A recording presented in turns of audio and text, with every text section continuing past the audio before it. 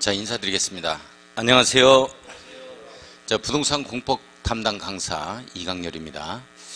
2018년 우리 무술년 개띠해를 맞이해서 이 개띠해, 개의해, 뭐 개년 이렇게 말하면 좀 어감이 좀 안 좋죠? 오전에 웃어서 한번 해봤는데 참, 이 개띠해를 맞이해서 우리 선생님들 가정에 평온하고 그리고 다복한 가정을 꾸려가시길 바랍니다. 운수대통하고 재수대통하고 신수대통해서 자, 올 한 해 열심히 공부해서 공인중개사 자격증 취득해가지고 실무에 나가서 돈 많이 버시기를 진심으로 바랍니다. 그동안 우리는 젊었을 때 배운 지식으로 평생을 살아가는 평생 직장을 붙들 수가 있었습니다. 자, 그러나 요즘 세대는 평생 직장이라는 개념이 없어졌어요. 그래서 어떤 직장을 들어간다 하더라도 상당히 불안해하죠.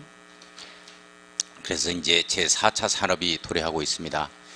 제4차 산업은 일단 평생 배워야 하는 이러한 시대가 도래하고 있다는 얘기죠. 그래서 요즘에는 우리나라 대형 병원에서, 종합병원에서 이 왓슨이라는 이 AI 인공지능을 가진 로봇이 등장했죠. 의사가 진료를 하는 게 아니고 오진 확률이 높기 때문에 이 로봇이 진료를 합니다. 그러면 거의 95% 이상의 진단을 갖다가 정확히 내린다 그래요. 이렇게 시시각각 이렇게 시대는 변하고 있습니다. 자, 그래서 이제는 우리에 있어서의 개인 간에 있어서의 어떤 역량의 차이, 머리가 좋고 나쁨을 떠나서 이제는 로봇이 우리 사회를 갖다가 이렇게 대체하는 이런 시대가 더욱더 급하게 빠른 속도로 다가오고 있죠. 그래서 우리는 이제 평생 배워야 돼요. 평생 배워야 되는 거고, 자, 그래서 각자 우리의 우열을 가릴 거 없이 우리 능력의 차이를 우열로 가려버리면 안 됩니다. 각자 다르다는 거죠. 다름을 서로 인정하고 그 다름을 서로 각자 개발을 해서 즐겁게 일을 하고, 그 즐겁게 일하는 것이 바로 이제 직업이 되어지는 것이고, 평생 직장은 없으니까 그렇게 즐겁게 일을 해서 직업이 되어지고 그 직업을 즐겁게 또 일을 했을 때 천직이 되어지는 것이죠. 그래서 아무튼 우리 공부를 할 때도 즐겁게 해야 돼요. 그래서 즐겁게 해서 우리 10월 27일 모두 다 공인중개사 합격을 할 수 있도록 합니다.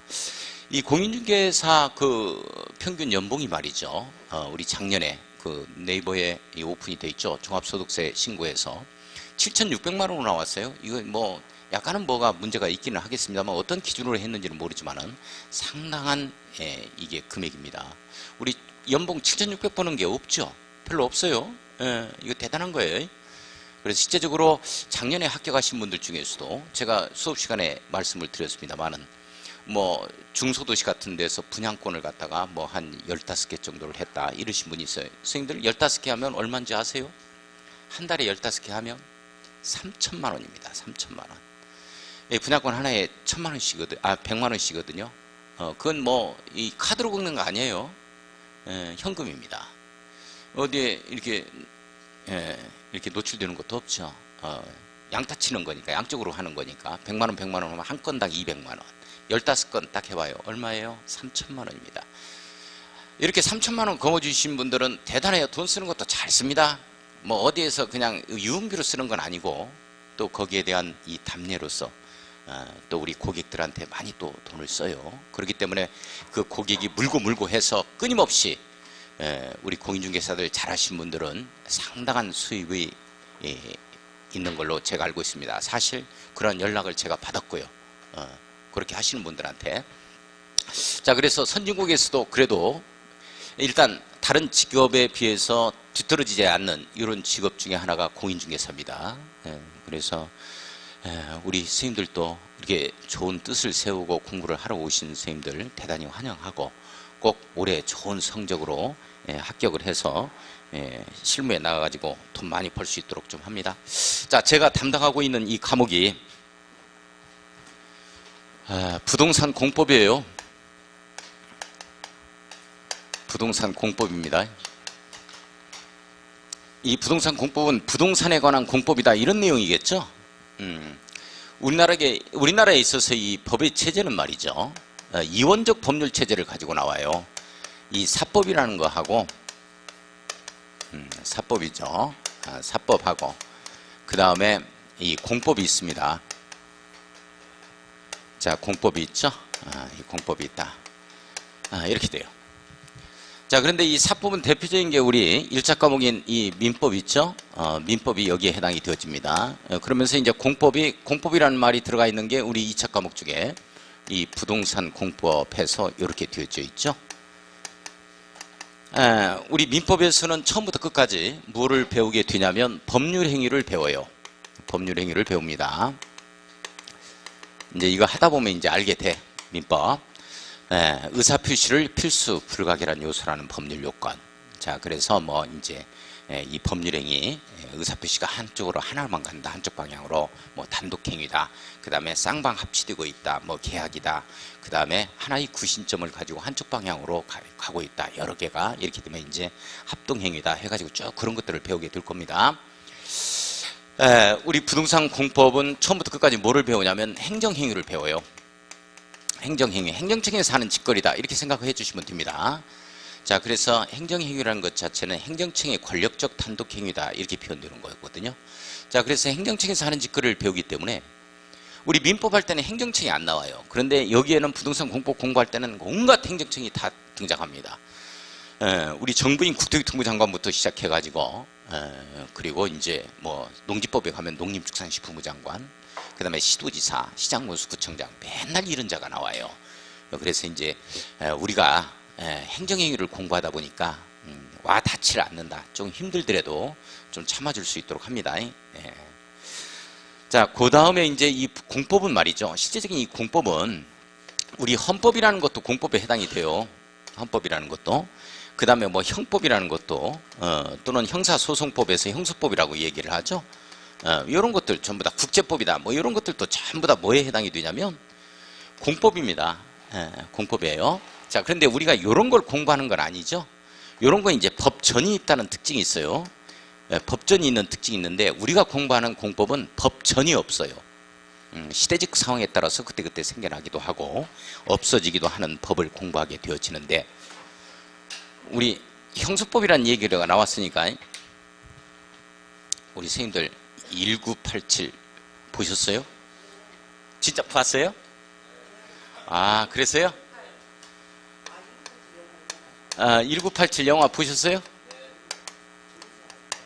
이거 오전에도 이 얘기를 하는 내용인데 1987 영화를 보셨어요? 이거 한 번씩 보세요. 이거 보세요. 괜찮습니다. 사실에 근거를 둔 이러한 영화니까요. 자, 여기에서 이제 그 어떤 얘기가 나오냐면 이게 박종철 치사 사건이 이제 먼저 등장합니다. 1월에 1987년에. 그러면서 이제 6월 항쟁에서 이한열 열사가 이제 거기에서 죽게 되어지는 거죠. 그래서 이제 6월 항쟁이 터지게 되어지는 겁니다. 그래서 이제 시국선을 하고 우리 교수들이 그러면서 이제 대학생들이 물밀듯이 밀려나가게 되는 거죠. 그러면서 이제 정권이 뒤집어지는 겁니다. 그 촉매 역할을 했던 게 이게 박종철 치사 사건이거든요. 근데 박종철 치사 사건 때는 어떤 때냐면 87년도니까 그때 군사정권이에요. 이 서슬퍼런 군사정권 하에서 모든 걸 암묵시킬 수가 있다고, 이걸. 근데 이제 그때 박종철이가 이제 죽게 되어지는데 어떻게 죽게 되냐면 이제 그 고문에 의해서, 불고문에 의해서 일단 죽게 되어지죠. 근데 그걸 심장마비로 이걸 갖다가 바꾸려고 그랬다고. 그러면서 거기에 공안부장인 지금 하정우가 대역에 나오거든요. 최검사입니다. 최검사 역을 갖다가 이 하정우가 하는데 하정우가 의리맨으로 나와요. 하정우가 뭐라는 얘기를 하냐면 거기에서 이제 형사소송법에 222조 조문이 있어요. 형소법에 222 조문이 어떤 조문이냐면 변사자에 있어서의 검시는 반드시 검찰이 하도록 돼 있어요. 검사가 하도록 돼 있거든요. 이 법조문이 있어요. 이거 하나 딱 들이대면서 법과 원칙으로 가겠다 딱 이렇게 말을 한 거야. 그러니까 청와대에서 막 전화가 오죠. 이걸 심장마비로 해라. 그래서 책상을 탁 치니까 억하고 쓰러졌다. 이걸 갖다가 그렇게 해서 누명을 씌우려고 했거든요. 그런데 이 최검사는 하정우가 이제 대역을 하게 되어지는데 나는 법과 원칙으로 가겠다 이렇게 딱 된 거예요. 그래가지고 위에서 막 청와대에서 누르죠. 이걸 심장마비를 해라. 나는 못하겠다.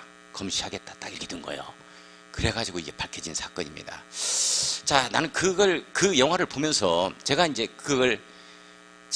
그 하정우 역인 최검사 역을 내가 하게 됐다면, 내가 최검사였다면, 과연 위에서 억누르는데, 내가 공안부장 검사로서 내가 과연 이걸 갖다가 검시를 하자고 했을 것 같은가라는 거예요. 야, 여기에 너무나 얼굴이 화끈거리는 거예요. 내가 저렇게 했을 수 있었을까? 저렇게 최검사처럼 법과 원칙을 들이내밀 수 있었을까라는 거예요. 거기에 참 눈물이 나오더라고요. 그래서 좀 눈물 좀 흘렸는데 그거 보면서 참 어느 상황이나 시대적으로 보면은 의인들이 꼭 있어요. 그분들 때문에 모든 역사가 이렇게 우리가 지금 대한민국이라는 게 이렇게 멸망하지 않고 살아가는 겁니다. 우리가 이렇게 참 대단해요. 참 보고서 많은 걸 느꼈습니다. 참 부끄럽기도 하고, 내가 걸어온 인생 자체가 내가 그 상황이라면 나는 그렇게 못했을 것 같은데 내 앞길도 생각해야 되고, 뭐 이런 것들을 따지면은 그렇게 할 수 있겠어요? 이게 대단했습니다. 거기서 제가 이제 마음적으로 박수를 많이 보냈는데, 참 그게 생각이라 가장 그 부분이 저한테는 상당히 좀 인상이 깊었던 이러한 내용입니다. 이거 꼭 보세요. 좋습니다. 보세요. 시간 내서. 이런 것들이 다 공법이에요. 근데 이걸 공부하는 게 아니야. 이게 법전이 있는 걸 공부하는 건 아니고, 예를 들어서 이제 이런 걸 공부하는 거예요. 우리가 자동차 하나 새 차를 뽑잖아요. 반드시 등록하고서 우리가 이제 자동차를 몰아야 돼요. 등록을 하지 않고 몰게 되어지면 2년 이하의 징역 또는 2천만 원 이하의 벌금을 물립니다. 또는 이 중고자동차 딜러들 있죠. 이게 레몬마켓이라 해가지고 중고자동차가 적정한 가격대가 형성이 안 되는 거거든요. 부르는 게 값이란 말이죠. 그래서 그런 걸 레몬마켓이라 그러는데, 경제용어로.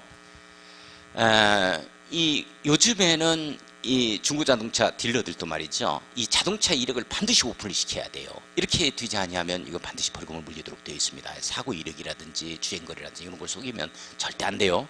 이게 어떤 법에서 규율을 해놓고 있느냐? 법적 근거가 있기 때문에 그렇죠. 그런 것들이 이제 자동차 관리법이에요. 자동차 관리법이다 해서 이런 법이 있어요. 이런 법에서 다 규율하고 있어요. 자, 그 다음에 이제 그 크리스마스 전에 제천에서 화재 사건이 있었죠. 자, 그러면서 이게 불과 1분 만에 7층, 8층까지 다 불이 붙어버렸다고요. 이게 위장제가 바로 드라이비트라는 가연성 소재를 썼기 때문에 그렇습니다. 그걸 쓰면 안 되거든요. 그런 것도 이제 소방기본법을 갖다가 또는 위반했다 이렇게 표현됩니다. 또는 스프링클러가 작동이 안 됐다, 뭐 이렇게 이야기가 나오죠. 이런 건 이제 소방설치법을 또 이제 위반을 했다 이렇게 되집니다. 그래서 이제 각종 뭐 소방 관련법이라든지 소방법이라든지 소방기본법 뭐 이런 것 등을 위반했다 이런 얘기를 해요. 자, 그 다음에 이제 우리가 요즘에는 이 젊으신 분들은 말이죠. 물건을 사고 파는 데 있어서 이 오프라인, 즉 매장을 안 가요. 이렇게 인터넷으로 검색을 딱 해보고, 심지어는 휴대폰으로 하더라고. 휴대폰으로 딱 하고 그냥 딱찜 이렇게 딱 한다고. 그래가지고 결제해버리고. 저도 그런 걸 잘 못하는데, 잘못하는 게 아니고 못해요. 한 번도 해본 적도 없고. 근데 젊으신 분들은 전부 다 지금 인터넷으로 이게 합니다. 거래를 해요. 그러면 쇼핑몰이 반드시 등록번호, 사업자 등록번호 있죠. 이걸 반드시 기재를 해야 돼. 이게 없으면 안 돼요. 그 다음에 이제 시장군수구청장, 공정거래위원회 이런데 반드시 신고를 하고서 쇼핑몰을 갖다가 구축을 해야 됩니다. 그게 없이 하면 또 이게 이제 2년 이하의 징역이라든지 또 2천만 원 이하의 벌금이라든지 이런 걸 물리도록 되어 있어요. 우리가 이제 쇼핑몰에서 이 물건을 샀어요. 이게 마음에 안 드는 거예요. 환불 조치를 딱 한다고요.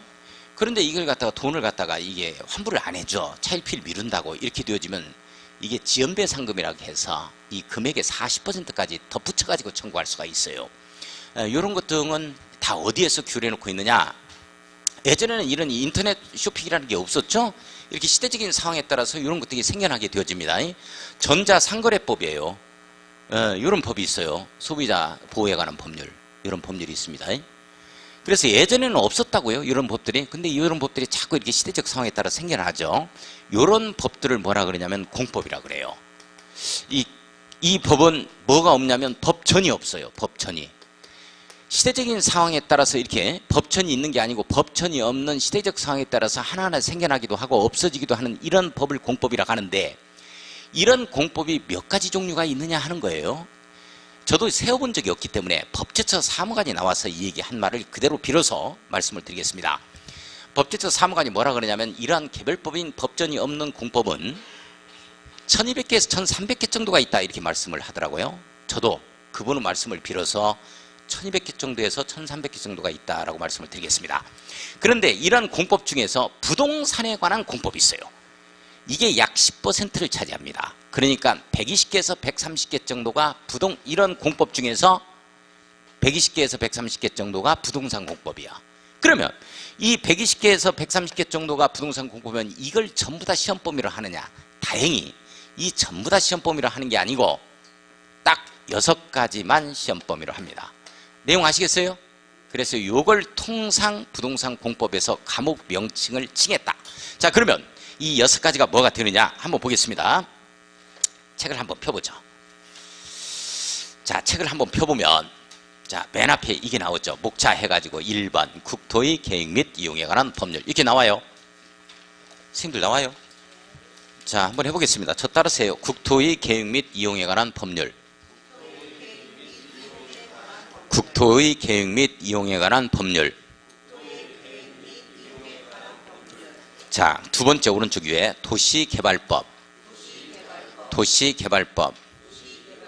자, 세 번째 도시 및 주거환경 정비법. 도시 및 주거환경 정비법. 자, 넘어가서 네 번째 건축법.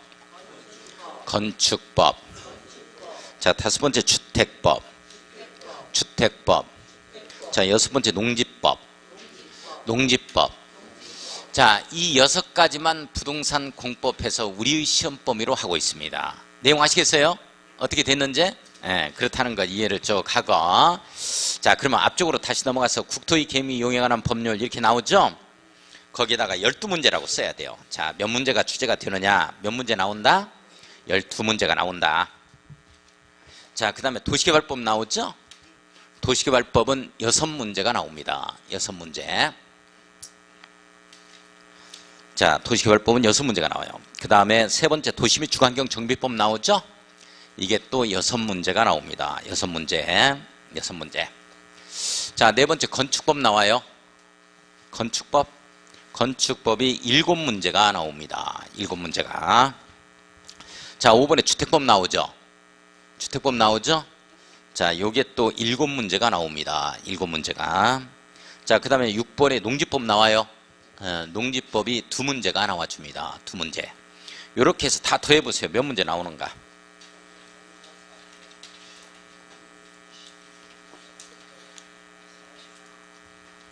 에? 40문제 나오죠? 40문제를 100점 만점으로 한다고요? 그러면 한 문제에 몇 점씩이야? 2.5점씩이죠? 그죠? 요렇게 해서 일단 죽으나 사나 40점 맞아야 돼요. 40점 밑으로 맞으면 다른 거 전부 다 100점 맞아도 아무 의미가 없어요. 그 다음에 60점 이상이 되어야 합격합니다. 그러면 이제 우리는 60점 이상은 어떻게든지 나와줘야 돼요. 자, 그러면 자, 우리 지난번에 치렀던 28회, 2달 전에 치렀던 28회 합격, 이상적인 합격 점수를 한번 보겠습니다. 가장 이상적인 합격 점수 2차 과목만 가지고 보죠. 2차 과목만 가지고 보겠습니다. 첫 번째가 공인중개사업법, 부동산, 뭐 실거래, 신고에 관한 법률 뭐 이런 것도 있을 것이고. 자, 우리 공인중개사업법 있죠? 이건 75점. 자, 그 다음에 공시세법, 공시법하고 세법이 있어요. 자, 요게 우리 이제 50점. 자, 그 다음에 부동산 공법, 요게 55점. 가장 이상적인 이번에 합격 점수입니다. 평균 60점이 되면 되니까요. 이게 가장 이상적인 합격 점수예요. 물론 더 맞으면 더욱더 좋고 뭐 이렇게 해서 이제 합격을 합니다. 그런데 29회 볼 거예요. 29회 합격 점수를 예상 한번 해보겠습니다. 29회 합격 점수 공인중개사업법 요거 75점. 그 다음에 공시세법이 이번에 어렵기 때문에 이번에는 29회에서는 공법이 조금 더 어려워질 것 같아요. 그래서 공시세법을 몇 점으로 잡냐면 세법을 55점으로 잡겠습니다. 55점. 그 다음에 부동산 공법을 50점으로 잡아보겠어요. 이렇게 50점. 이게 가장 이상적인 합격 점수입니다. 그러면 여기에 공부하러 오신 선생님들께서는 50점 맞추려고 내가 학원 다니겠느냐 이렇게 생각들이 드실 거예요. 그런데 이건 내가 학교 다닐 때 내가 50점 밑으로 맞은 과목이 없는데 이렇게 생각이 드실 수가 있습니다. 그러나 우리 학교 다닐 때는 예를 들어서 20페이지에서 40페이지까지 딱 범위를 정해줘요. 근데 이건 범위가 없어요. 범위가 없습니다. 국토의 계획 이용에 관한 법률부터 농지법까지 출제가 돼요. 자, 그래서 이제 출제가 되어지는데,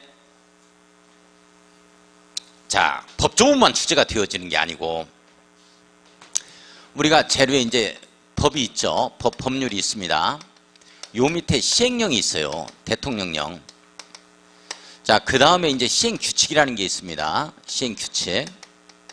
요게 이제 대통령령을 얘기하는 거고, 자, 요게 이제 각 부령을 얘기하죠. 국토교통부령, 농림축산식품부령 이렇게 들어갑니다. 근데 이런 걸 이제 우리가 명령이라고 얘기를 하는데, 명령에는 뭐가 또 있냐면 총리령이 있어요. 총리령. 그런데 총리령은 우리 시험 범위가 아니에요. 자, 그래서 예를 들어서 국토의 계획 및 이용에 관한 법률을 보면 그 밑에 국토의 계획 및 이용에 관한 법률의 시행령이 있고, 그 다음에 국토의 계획 및 이용에 관한 법률에 관한 시행규칙이 있어요. 시험 문제가 어떻게 뜨냐면 이렇게 뜬단 말이죠. 국토의 계획 및 이용에 관한 법률상 이렇게 안 떠. 법률상 이렇게 안 뜬다고? 그러면 어떻게 뜨냐면 국토의 계획 및 이용에 관한 법령상 이렇게 뜹니다. 법령상 이렇게 뜬다고요. 시험이. 그러면 법률상 하면 여기에서만 내겠다는 뜻이야. 근데 법령상 그랬으니까 여기까지 나오는 거예요. 명령까지. 여기까지. 여기서 여기까지 나오는 거예요. 우리가 어떻게 다 맞추냐고 이걸. 시행규칙까지 해버리면 이 부동산 공법이 민법의 5배 분량입니다. 민법 1시간 할 때 부동산 공법 5시간 해야 돼요. 우리 선생님들 그렇게 공부해요? 민법을 5시간 하고 공법을 1시간 하죠? 그러니까 이게 50점밖에 안 나오는 거야. 이게 워낙 양이 많아서. 자, 그러면 우리 부동산 공법에 이제 법령상 해서 이렇게 출제됩니다. 농지 법령상 이렇게 출제되면 대체적으로 난이도가 어떻게 되어지냐면 상중하로 한번 잡아보겠습니다. 상중하로 잡는데 상이 30%, 중이 40%. 이게 큰 틀로 약간은 가르치는 사람마다 강사마다 차이는 있겠죠. 나는 여기까지 다 가르쳤으니까 맨날 반복을 해오게 했으니까 난 이거 상으로 출제된 건 5%만 잡겠다 이럴 수도 있겠죠. 자, 큰 틀 일반적인 객관적인 것을 지금 놓고 보는 겁니다. 하가 30% 정도입니다. 그러니까 30%니까 40문제에서 30%니까 4, 30이 12문제지요. 12문제. 그 다음에 요거는 4, 46, 16문제죠. 자, 요것은 4, 32, 12문제입니다. 이렇게 되어집니다. 이렇게. 자, 그러면 중하고 하로 출제되는 거 있죠. 이 부분은 다 맞춰야 돼. 왜 이 부분은 다 맞춰야 되냐면 이 부분은 무조건 5번 이상 해요. 아무리 안 해도 5번 이상 합니다. 그러면 5번 이상 하면서 제가 전부 다 별표를 치라고 하거든요. 근데 이건 맞춰야지, 이건. 이건 맞추면 70% 맞추는 거예요. 70점 나오는 거예요, 70점. 자, 그러면 이렇게 출제되면 제가 뭐라 그러냐면 이건 다 틀렸다라고 얘기를 합니다, 제가. 자, 어디에서 출제가 되느냐? 상으로 출제되는 것은 딱 한 번 한 게 있어요. 한 번 한 거. 워낙 양이 방대하니까 이걸 여러 번 못한다고. 한 5번 이렇게 못해요.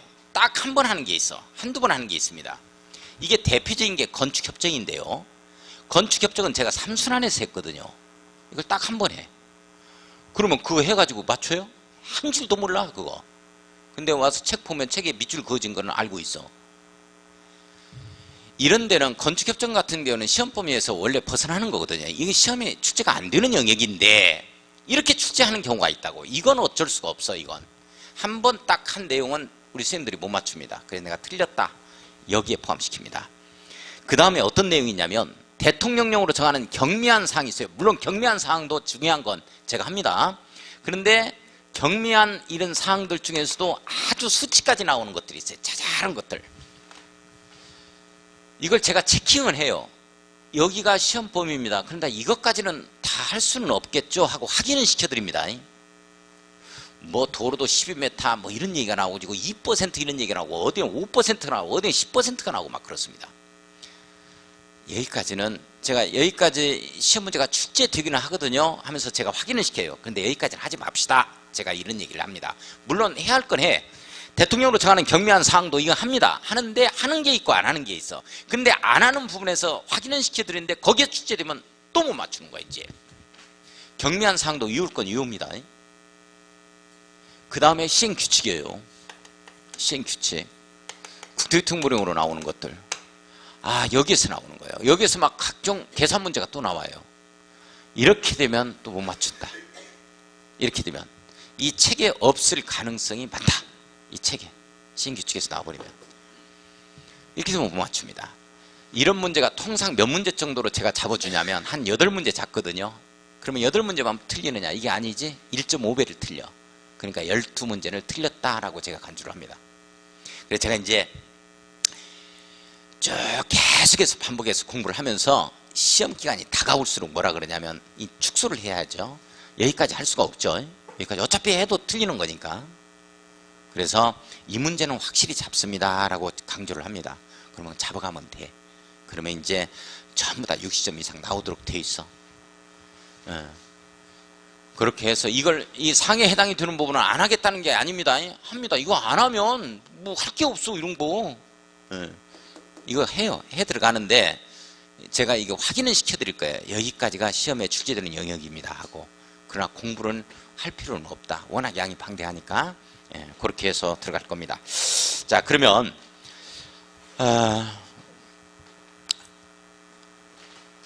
우리 처음에 이제 우리 부동산 공법에서 처음에 나오는 6가지 법률 중에서 처음에 나오는 법률이 이제 뭐가 나와요? 한번 보겠습니다. 앞쪽을 한번 펴보면 20쪽 하기 전에 19쪽이네요. 자, 19쪽을 보니까 국토의 계획 및 이용에 관한 법률 이렇게 나와 있죠. 자, 여기부터 이제 공부를 하게 될 겁니다. 자, 무슨 법률이에요? 읽어보세요. 국토의 계획 및 이용에 관한 법률. 이용에 관한 법률이다. 이렇게 되어지죠? 다시 한번 해봐요. 국토의 계획 및 이용에 관한 법률. 다시 한번 해봐요. 무슨 법률? 국토의 계획 및 이용에 관한 법률. 이렇게 되죠? 자, 잘 봐요. 우리 국토의 계획 및 이용에 관한 법률을 이렇게 한번 써봤어요. 근데 이걸 제가 이렇게 한번 써봤습니다. 국토의 계획 및 이용에 관한 법률. 이렇게 한번 써봤어요. 어느 게 더 보기가 좋아요? 위에가 좋아요? 밑에가 좋아요? 띄어쓰기 하는 게 좋아요? 안 하는 게 좋아요? 예? 하는 것이 좋아? 뭐 실대는 거 물어보냐? 그런 걸 다? 어떻게 분위기가 이런 분위기요? 말 하나 안 하려면 하지 마. 나도 안 할 거야. 누가 더 깝깝한가 봐. 선생님들, 원래는 이렇게 써야 맞는 거야. 왜 그러냐면 이런 걸 법의 제명이라 그래. 제목이 들은 명칭이지. 법의 제명은 문장이 아니고 단일 명사화 취급하는 거라고. 그래서 이렇게 딱 붙여 쓰는 게 원칙. 그런데 참여정부의 고 노무현 대통령 시절에 이석연 법제처장이 와서 한 일이 뭐냐, 알기 쉬운 생활법령. 이런 것 등은 전부 다 우리 법조문 자체는 법을 전공하신 분들만 좀 이해를 한다고. 그래서 안 되겠다. 이런 내용들이 주민에 대해서 이게 읽고 해석할 수 있도록 배려하는 차원에서 알기 쉬운 생활법령을 그때 만들어내기 시작해. 한 일 중에 하나야. 그래서 이석연 법제처장이 법의 제명부터 일단 띄어쓰기를 하라. 그래야 좀 우리 일반인들이 쉽게 접근할 수 있다. 이렇게 된 거예요. 그러면서 각종 용어를 우리가 이제 우리 법들은 일반적인 법들은 전부 다 어디에서 온 거야? 일본에서 들어온 거죠? 일본 놈들은 독일법을 개수했고, 그래서 법률 용어가 일본식 용어가 굉장히 많아요. 다 일본식 용어였다 이렇게 생각하면 돼. 그래서 무슨 놈에 우리가 게을리한다는 우리말 좋은 말도 있음에도 불구하고 법적 용어로 뭐라 그래? 그걸 해태한다 이런 말을 쓰죠. 그래서 그 해태하는 경우에는 하면은 법 있다가 뭐야 롯데 혜태인가? 이런 생각하고 있는 거야. 자, 그래서 이제 일본식 법률 용어로 우리말 용어로 쉽게 이렇게 바꾸기 시작한 게 바로 그때입니다. 그래서 이렇게 띄어쓰기를 하는 거야 요즘에는. 그러나 법조문을 읽다가 이렇게 딱 붙였으면 틀린 건 아니고 맞는 거다라는 걸 이해를 좀 해주셔야 돼. 그러니까 이런 게 있어. 이제 쭉 읽다가 보면, 우리 법조문을 쭉 읽다가 보면, 우리가 이제 이 내용들이 다 법조문이거든. 읽다 보면 이런 내용이 나와. 공익사업을 위한, 딱 붙였어요 이렇게. 위한, 공익사업을 위한 토지 등의 취득 및 이 보상에 관한 법률 해가지고 요렇게 이렇게 딱 붙여 쓴다고. 이렇게 붙여서. 그러면 이게 틀린 거다, 이게 맞는 거다 이렇게 이해를 해 주셔야 돼. 왜 여기 띄어쓰기 안 했냐 하면 안 돼. 내용 아시겠죠? 원래 단일명사와 취급하기 때문에 딱 붙여 쓰는 게 원칙. 그러나 이렇게 띄어쓰도록 한 게 어디에서 이석연 법제청이 해놓은 일이다라고 이해를 하고, 이석연 법제청은 여기 정읍 사람이에요. 그 다음에 이제 정권이 바뀌었죠. 정권이 바뀌었습니다. 그래서 이제 그 한나라당 쪽에서 잡죠. 그러면서 경상도 쪽에 있는 부산 분인 재정부 법제처장이 나옵니다. 그래서 재정부 법제처장이 해놓은 일은 뭐냐? 이게 이제 법의 제명이 이렇게 길잖아요. 이렇게 길기 때문에 약식 제명을 만들어냈어요. 그래서 국토의 경위 이용에 관한 법률은 너무 길기 때문에 국토계획법 이렇게 만들어냅니다. 따라서 한번 해봐요. 국토계획법. 이게 정식 법정 용어에 해당이 되는 약식 명칭입니다. 법정 용어니까 자기 멋대로 하면 안 돼요. 저걸 국토법 한다는 거나 국계리법 한다는 거나 또는 국계법 한다는 거나 이런 말 하면 절대 안 돼요. 일단 전문가의 냄새가 날 수 있도록 전문가적인 이 용어를 구사하기를 바랍니다. 다시 따르세요. 국토계획법. 자, 이 내용이 너무 길죠. 공익사업을 위한 토지 등의 취득 및 보상에 관한 법률. 그죠? 자, 요거는 수용을 해서 토지보상에 관한 내용을 주된 내용을 하고 있어요. 따라서 이 내용은 토지보상법 이렇게 줄입니다. 따라서요. 토지보상법.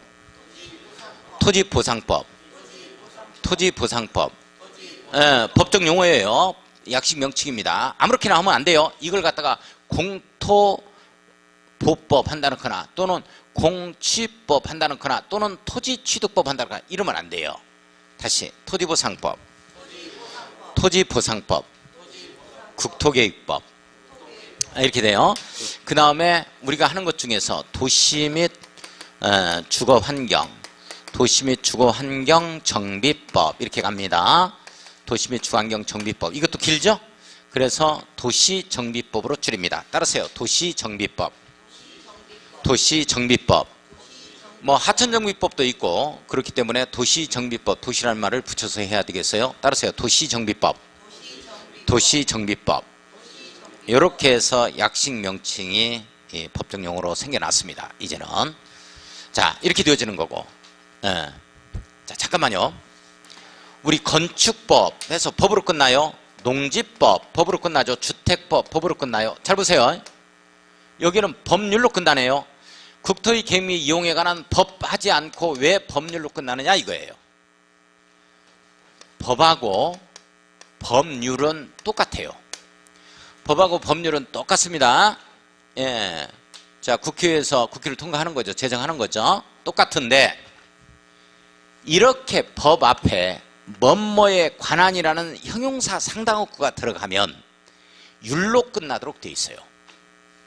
뭐뭐에 관한 이 말 들어가면 반드시 법이 아니고 뭐다? 법률 이렇게 됩니다. 그러니까 공익사업을 위한 토지 등의 취득 및 뭐뭐에 관한 보상에 관한 뭐뭐에 관한이라는 형용사 상당어구가 들어가면 법률로 끝나도록 돼 있어요. 법 하면 안 되고. 내용 아시겠어요? 이런 이제 기준이 있다고, 이런 것 등이. 자, 이렇다는 거 이해하고. 자, 그러면 지금은 이제 법제처장이 누구예요? 법제처장이 누구냐면 김의숙 법제처장입니다. 문정부에 들어와서, 문재인 정부에 들어와서 김의숙 법제처장이에요. 젊으신 분인데 우리 포항여고 나왔어요. 이분이 포항 분인데 문재인 정부 들어와서 각종 이제 공직자 30%까지 여성으로 일단 보완하겠다 해서 이 여성 장관들이 많이 있어요. 예. 이제 김효숙 법제처장이 이제 해놓은 일은 이제 앞으로 하겠죠. 예, 앞으로 해놓으면 말씀을 드리겠습니다. 자, 국토의 계획 및 이용에 관한 법률. 자, 여기 한번 봐요. 자, 국토의 계획 및 이용에 관한 법률은 2003년도에 만들어져요. 이렇게 시대적 상황에 따라서 생겨나기도 하고 없어지기도 하는 법을 갖다가 우리가 공법이라고 하고, 이런 공법 중에서 부동산에 관한 공법, 이걸 부동산 공법이라고 하는데 6가지만 우리 시험 범위를 한다. 지금 말씀드린 게 그것밖에 없죠. 자, 우리 2003년도인데 이 이전에는 어떤 법이 있었느냐 하는 거죠. 이 이전에는 이게 도시계획법이라는 법이 있었어요. 자, 도시계획법하고 국토이용관리법이라는 법이 있었어요. 국토이용관리법이라는 법이 있었습니다. 자, 잠깐 들어가기 전에 우리 선생님들, 자, 그거 한번 줘봐요. 체계도하고 인문서 하루완성 체계도. 자, 선생님들 이거 다 마련했어요. 이거 있어야 돼요. 잠깐만요. 부동산 공법 하루완성 인문서입니다. 이건 28위 시험 문제 동차 합격하신 분들 있죠. 합격생들이 이구동성으로 가장 도움이 됐다 하는 책자가 이 책자입니다. 이건 하루 완성이니까 8강으로 구성이 되어 있습니다. 하루에 다 마무리를 할 수 있어요. 국토의 계획 및 이용에 관한 법률부터 시작해서 농지법까지 가장 근간이 되어지는 기초 부분들, 이 부분들을 제가 계속 읽어줍니다.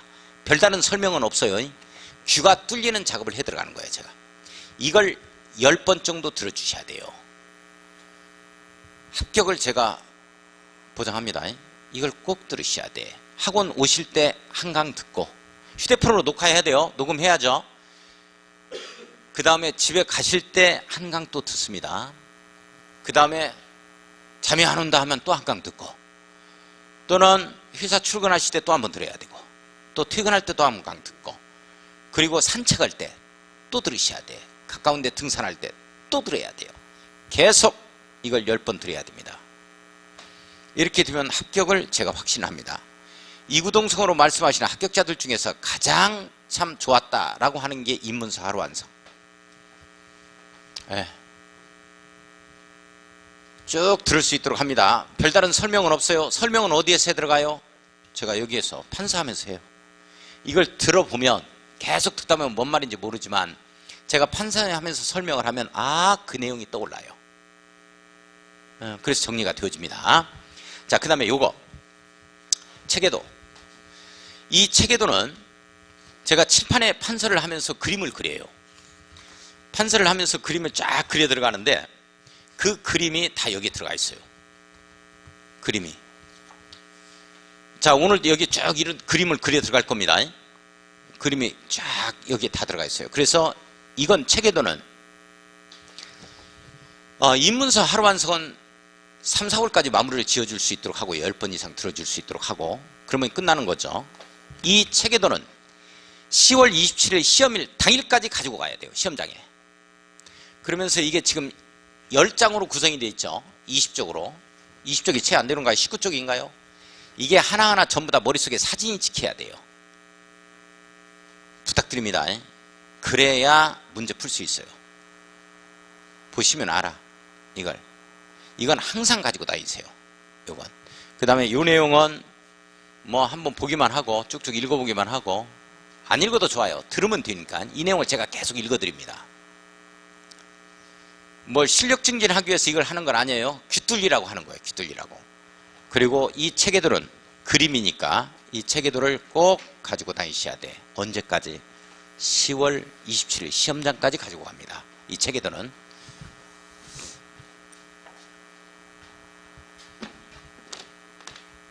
자, 여기 봐요. 자, 우리 국토계획법, 요 법, 국토의 계획 및 이용에 관한 법률이 2003년도에 만들어집니다. 그러면 그 전에는 뭐가 있었느냐? 이 도시계획법과 국토이용관리법이 통폐합돼서 이 법으로 통폐합이 되는 겁니다. 이렇게 시대적인 상황에 따라서 이렇게 없어지기도 하고 생겨나기도 하는 법, 이 법을 공법이라 하고 법전이 없는 특징이 있습니다. 자, 그러면서 이런 것 중에서 부동산에 관한 공법, 그 중에서 6가지만 우리 시험범위를 한다. 이걸 지금 말씀을 드렸고요. 자, 뭔가 문제점이 있으니까 이게 통폐합해서 이걸로 든 거죠? 그죠? 요때는 이제 뭐가 있었느냐면, 계획이라는 말 보세요. 계획은 어디에 있는 거예요? 계획은 어디에 잡는 거예요? 도시에 잡는 거예요. 뭔가 이용을 하려고 할 때 계획 잡는 거죠. 그죠? 그러다 보니까 모든 계획은 땅을 이용하려고 하면 도시에 계획을 잡게 되어진다고요.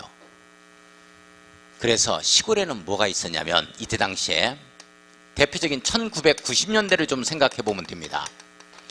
이때 TV를 딱 켜면 맨날 난개발이라는 말이 계속 흘러나왔어요. 이게.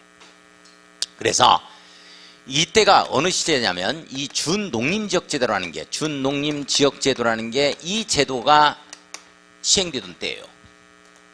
준농림지역이라고 들어보신 적 있어요? 이때는 그런 말을 썼다고. 들었다고 하는 거예요. 뭐 안 들었다고 뭐 어떻게 하자고. 그렇다고 치고 해봐라. 뭐 이래 해야지. 들은 적 없는데. 그럼 어떻게 해 이제.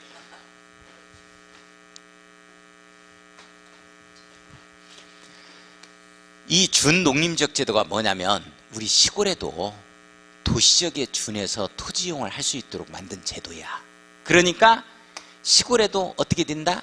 아파트가 들어오도록 하고, 시골에도 아파트가 들어오도록 하고, 시골에도 모텔을 지을 수 있도록 하고, 숙박시설, 시골에도 공장이 들어올 수 있도록 하고, 시골에도 창고를 지을 수 있도록 하고 쭉 했다고. 토지 이용을 도시적에 준해서 좀 하자는 거야. 이게 바로 준농림지역 제도입니다. 그러면 이런 것 등이 쫙 들어왔네. 뭐가 없이, 충분한 기반시설 확충이 없이 이렇게 되는 걸 뭐라 그래? 3글자로 난개발이라고 하는 거죠. 그죠? 예. 그래서 난개발이 이때 성행했어요. 그러면 우리 쭉 가다 보면, 야, 이런데 아파트는 원래 도시적이 들어오는 줄 알았는데, 아파트 15층, 10층짜리가 아파트가 시골에 들어온 사례들이 있어요, 없어요? 이렇게 가다 보면, 장성 쪽으로 가다 보면 그거 있죠? 저기 정읍 쪽으로 가다 보면 신태인에도 마찬가지 있죠? 그 면단 위에 막 들어와 버리는 거야. 읍면단 위에 아파트가 들어오잖아요. 시내도 아닌데. 내용 이해 가요? 이런 게 있다고. 이 아파트가 언제 들어온 거다? 이때 들어온 거다라는 거예요. 준농림지역제도에서 들어온 거야. 그러다 보니까 학교는 읍내까지 가야 돼. 2km 떨어져 있는데 거기까지 걸어서 논두렁길로 가야 돼. 그래서 안 되겠다. 이제 시골에도 이렇게 이용을 하려면 반드시 도시지역만 계획 잡는 게 아니고, 이제 계획을 전국토를 대상으로 해서 계획을 잡아라. 이렇게 되어지는 거야. 그러면 전국토를 대상으로 해서 계획을 먼저 잡게 되어지면, 그리고 이용을 하게 되어지면, 이제는 공공복리가 증진이 된다 하는 내용이 이 법에 있어서 이 제정 목적이라고. 내용 이해 가요? 그래서 이제 우리 계획을 잡는데, 잘 봐요. 이제 이 내용이야. 그러면 이 국토를 갖다가 계획 잡는데, 이 단위가 전 국토를 단위로 할 거냐 하는 거예요. 전국토를 단위로 할 거냐 하는 거야. 이게 아니야. 이게 도시군을 단위로 하는 거야. 도시군을 단위로 해서 계획을 잡자 이렇게 되는 거야. 자, 그러니까 이게 무슨 말이냐면, 자, 봐봐요. 우리나라 전국토가 이렇게 있지? 이 전국토를 단위로 해서 계획 잡는 건 국토종합계획, 국토종합계획, 그 밑에 시도 종합계획, 그 밑에 시군구 종합계획이 있다. 이건 어디에 나오는 거냐면 국토기본법이라고 있어요. 국토기본법이라는 게 있다. 여기에서 규율 하고 있는 거야. 그런데 국토의 개미 이용에 관한 법률은 국토를 계획 잡는데 어떻게 잡느냐? 전 국토가 이렇게 있으면 전부 다 자세히 들여다보면 전부 다 이게 특별시, 광역시, 특별자치시, 특별자치도 시군으로 되어 있어요. 그러니까 광주광역시 옆에는 뭘로 되어 있냐면 나주시, 나주시 옆에 무슨 한평군, 한평군 옆에 또 무안군, 무안군 옆에 목포시 이렇게 되어 있다고. 전부 다 도시군으로 되어 있는 거야. 그러면 도시군별로 계획을 잡다 보면 광주광역시는 광주광역시대로 도로 깔겠다 설치하는 계획을 잡아. 나주는 나주시대로 잡지. 한평은 한평군대로 잡지. 잡다 보면 전국토가 자연스럽게 계획이 잡히는 거야. 내용 이해 가요? 그래서 도시군 단위로 계획을 잡자 하는 게 이 법이야, 이 법. 예? 그래서 이제 나오는 게 도시군 단위로 해서 계획을 잡기 때문에 이 계획을 뭐라 그러냐면 도시군 계획이다 이렇게 되어지는 거야. 그러니까 이 도시군 계획은 두 가지가 있는데 도시군 기본 계획하고 도시군 관리 계획이 있다 이렇게 되어지는 거지. 도시군 관리 계획이 있다 이렇게 되어지는 거야. 뭐가 있다? 도시군 기본 계획과 도시군 관리 계획이 있다 이렇게 되어지는 거야. 내용 돼요? 그러니까 이제 지금 뭐냐면 잠깐만, 국토를 계획 잡는데 도시군 단위로 계획을 잡기 때문에 도시군 계획인 도시군 기본 계획과 도시군 관리 계획 여기부터 이제 내용이 나와야 돼. 내용이 나와야 되는데 이런 경우가 있을 수 있지. 광주 광역시에서 나주 거쳐서 무안까지 이렇게 뻗어 있는 도로가, 이런 도로가 있을 수 있어요, 없어요? 있잖아. 이것 때문에 이런 거 이제 광역시설을 체계적으로 정비하기 위해서 광역계획군으로 묶고 여기에 대한 계획이 나오는데 이걸 광역도시계획이라고 해놓은 거야, 이렇게. 자, 그래서 원칙은 도시군 계획부터 나와야 되지만 이런 예외적인 사항 때문에 광역도시계획부터 공부를 하게 되는 거야. 내용 이해가? 그러면 광역도시계획은 이렇게 필요할 때만 지정해서 계획을 잡는 거야. 반드시 나와야 되는 계획은 아니고. 원래 여기부터 출발해야 되는데 이런 것들 때문에 이게 나온다. 그래서 국토의 계획 이용에 관한 법률은 뭐부터 출발하냐면 광역도시계획, 여기부터 우리 시험범위야. 내용 아시겠어요? 지금 어떻게 되어 있는지? 그러면 한번 보자고. 광역도시계획 어디에 나오는가? 자, 한 문장을 넘겨보면 참이.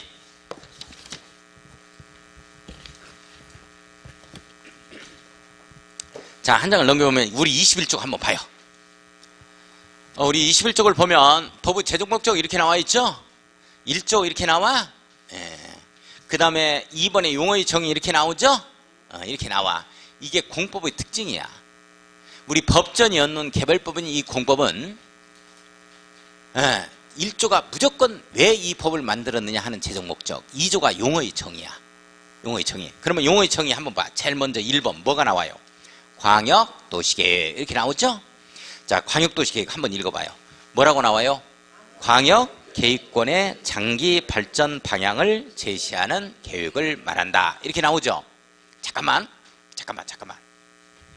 원래 이것부터 출발을 해야 되나, 이것부터 출발해야 되나, 이런 것들 때문에 이게 나온다 그랬어요. 그래서 이제 우리 국토의 계획 이용에 관한 법률은 맨 앞에 이것부터 출발하는 거예요. 여기부터가 시험범위다 그랬어요. 자, 그러면 우리가 국토의 계획 이용에 관한 법률의 내용이 이렇게 쫙 있겠죠. 이렇게 쫙 있겠지? 그러면서 중간중간에 새로운 이러한 개념이 나오면 이러한 용어들을 쭉 뽑아가지고 맨 앞에 정리를 해놨다고. 이게 용어의 정의야. 내용 이해 가요? 그런데 이런 내용들을 쭉 앞쪽으로 뽑아낸 걸 이걸 용어의 정의라고 해서 뽑아냈는데 이런 걸 뭐라 그러냐면 우리가 이제 총론편에 해당이 된다 이렇게 표현하거든. 그 다음에 이런 것들을 구체적으로 들어가가지고 구체적으로 들어가서 그 내용을 보는 걸 이런 걸 강론이라 그래. 강론. 자, 그러면 우리가 총론편에 이게 뽑아놓은 것은 강론에서 또 나와 안 나와? 나오겠지? 그러면 광역도시계획의 용어의 정의가 1번으로 나왔는데 여기에서 광역도시계획이 또 내용이 나온다고. 이 내용이 몇 쪽이냐? 29쪽. 29페이지. 29페이지 봤어요? 29페이지 보면 광역도시계획 이렇게 나오죠? 선생님들. 나와요? 광역도시계획 나와? 여기서부터가 시험 출제 영역. 그러면 28위 1번 문제가 어떤 문제야? 여기에 광역도시계획에 관한 내용이야. 내용 아시겠어요? 자, 그러면 광역도시계획의 봐요. 광역도시계획이란 광역계획권의 장기 발전 방향을 제시하는 계획을 말한다 이렇게 나오죠? 아까 용어의 정의에서도 나왔어 안 나왔어? 나왔지? 그러면 진도를 어디서부터 빼냐면 용어의 정의부터 안 뺄 거야. 강론으로 들어가서 여기부터 뺄 거야. 뭔 말인지 이해가요? 이걸 안 하겠다는 뜻이 아니야. 해. 이걸 하는데 이걸 하고 이걸 하는 거야. 순서가. 그래야 이해하기가 더 쉬워. 강론으로 들어가서 제대로 이해를 하자고. 우리 용어의 정의부터 들어가면 피상적이니까. 내용 아시겠어요? 그렇게 해서 해 들어갈 거야. 자, 그러면 좀 쉬었다가 너무 열심히 하면 소문나니까 좀 쉬었다가 하겠습니다.